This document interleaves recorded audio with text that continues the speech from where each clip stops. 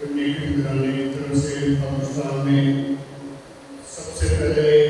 Father James اور Catholic کا شکریہ ادا کرتا ہوں، دونوں حوالوں سے، ایک جماعت کی طرف سے اور دوسرا اپنی ذاتی حیثیت میں بھی۔ جماعت کی طرف سے اس لحاظ سے کہ ڈومینیکنز کی پاکستان میں موجودگی جو ہے، حالیہ موجودگی جو ہے وہ 1931 سے شروع ہوتی ہے بشپ بینیڈکٹ چیلیو، اس کے بعد بشپ پال ایلبیوٹی، اور ان کے ساتھ جتنے بھی ڈومینیکنز تھے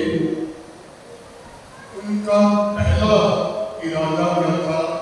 کہ پاکستان میں مقامی کلیسیا قائم کرنے کے لیے کام کیا گئے، اور اس لحاظ سے جو پہلے قائم فیصلہ آباد ڈائسس میں ہوں یا ملتان ڈائسس میں، وہ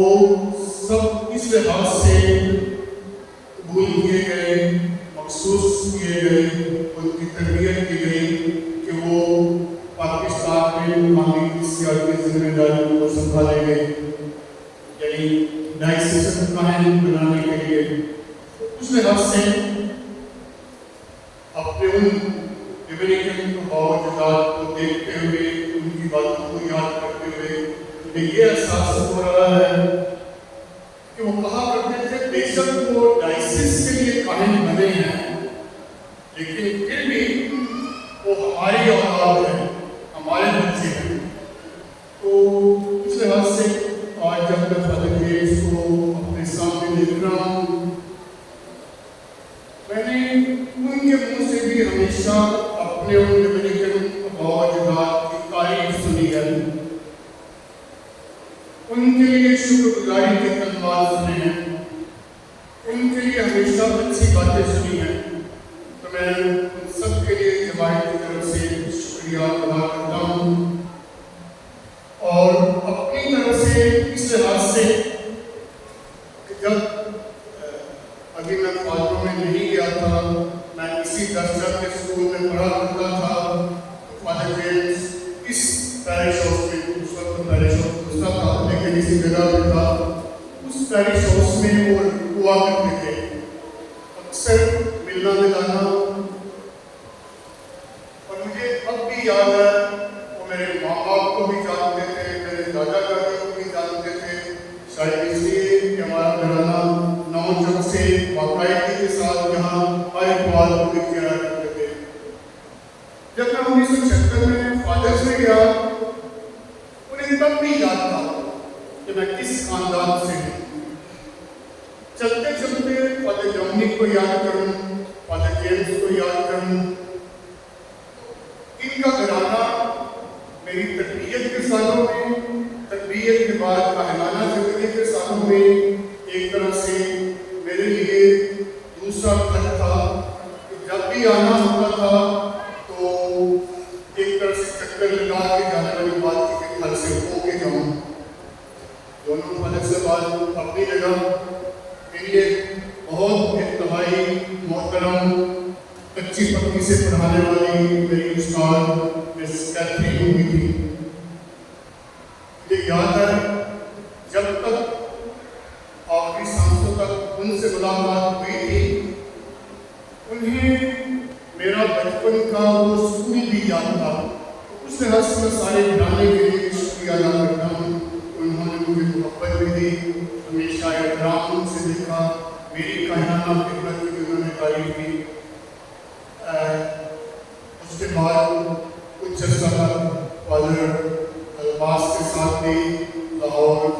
فلاسفی والی سرکاری میں پڑھانے کا اتفاق بھی ہوا، پھر بہت تھوڑی دیر کے بعد میری ٹرانسفر ہوئی، اس کے بعد یہ سلسلہ جاری رہا۔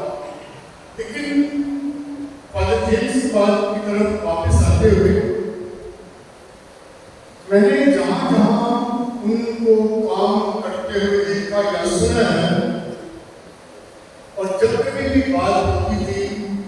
انہیں تقریباً ہر گاؤں اور ہر علاقے کے لوگ یاد ہوتے تھے۔ فلاں بندہ ایسا، فلاں خاندان ایسا، فلاں یہ شخص، فلاں وہ شخص तैयार होते थे।